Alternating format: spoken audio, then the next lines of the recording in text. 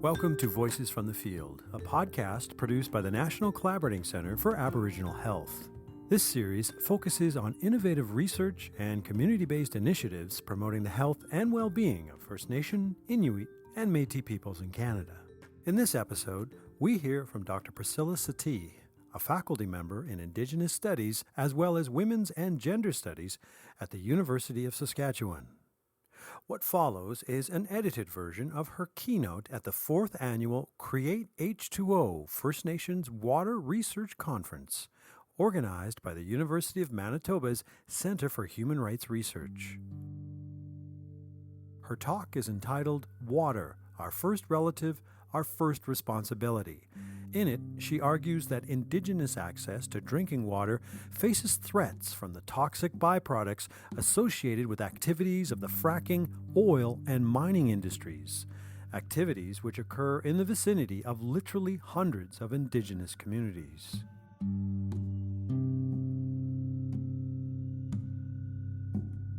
Good morning, everybody.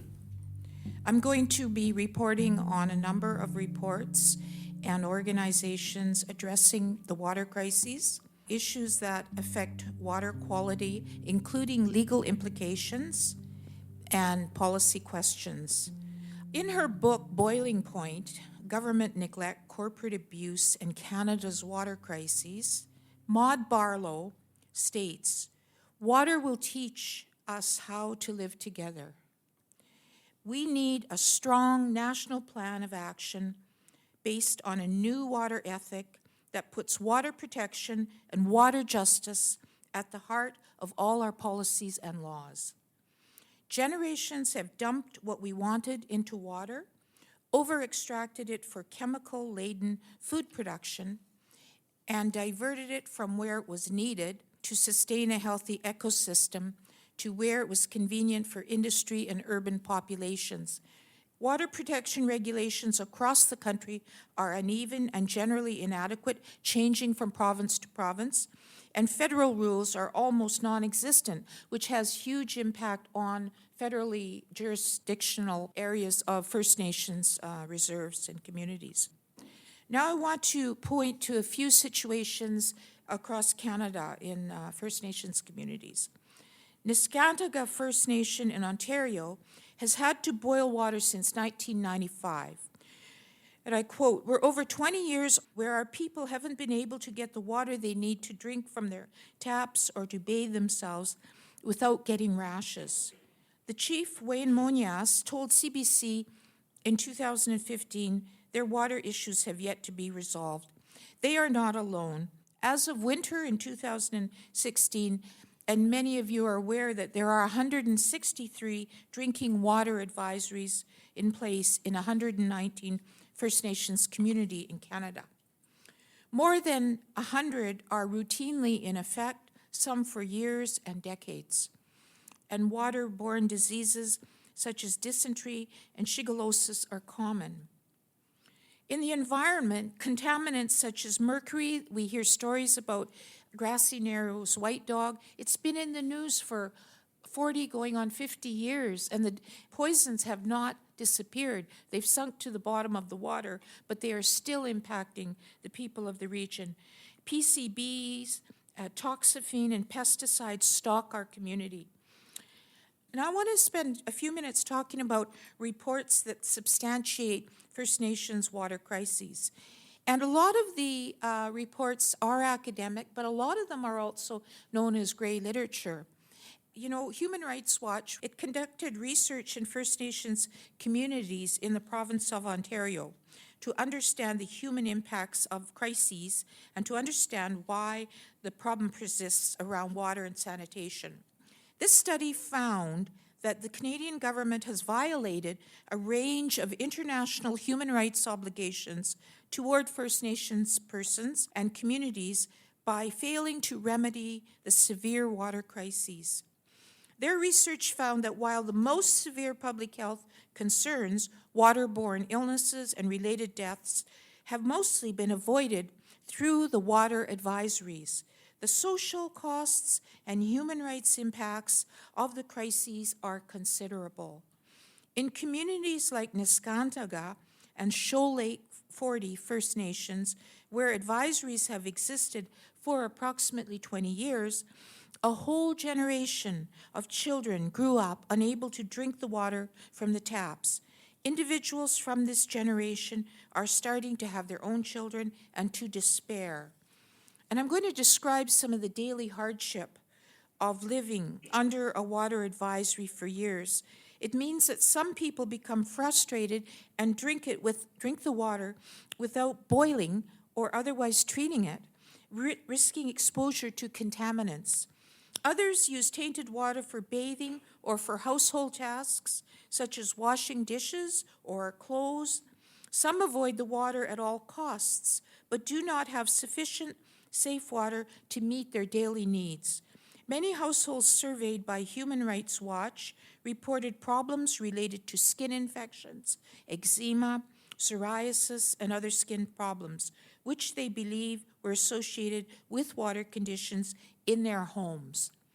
Deborah C., a woman in Grassy Narrows First Nations, explains how difficult it was to manage her 9-year-old son's recurrent rash, and I quote, "I kept taking him to the clinic, and they kept saying it was eczema.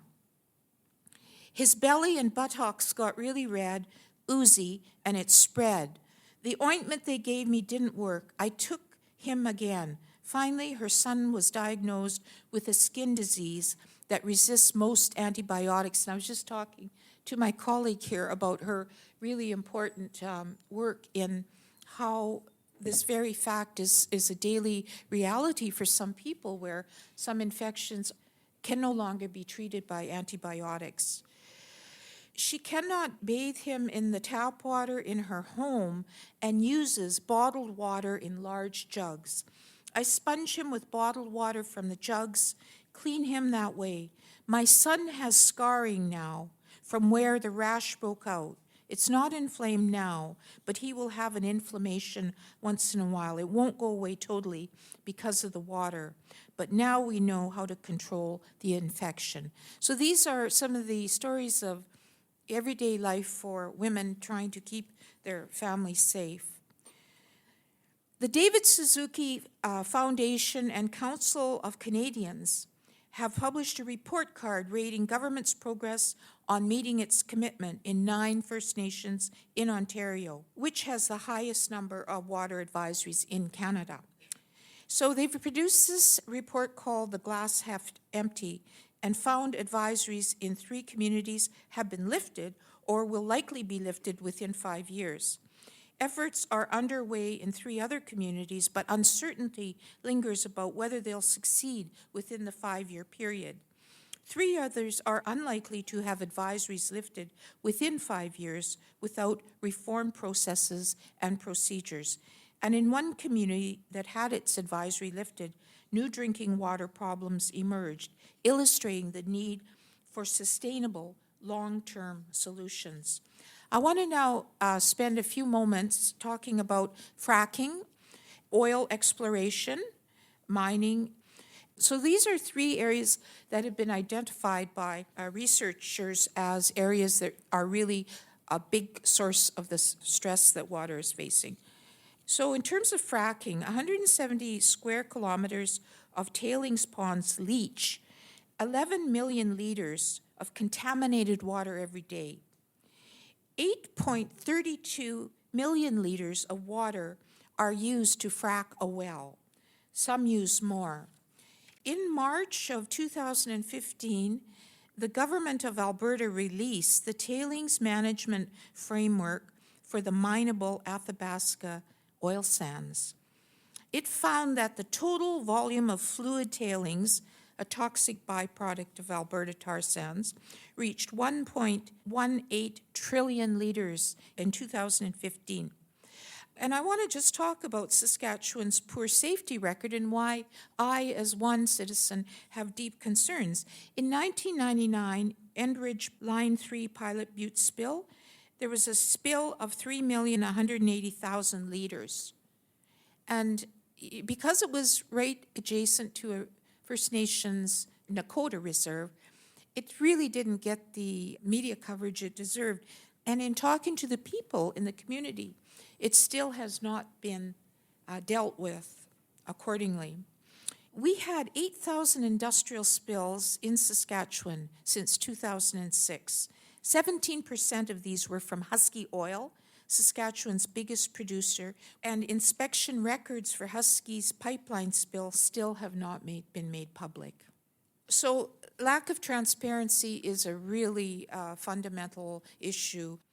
Mining is the second largest industrial user of water after power generation.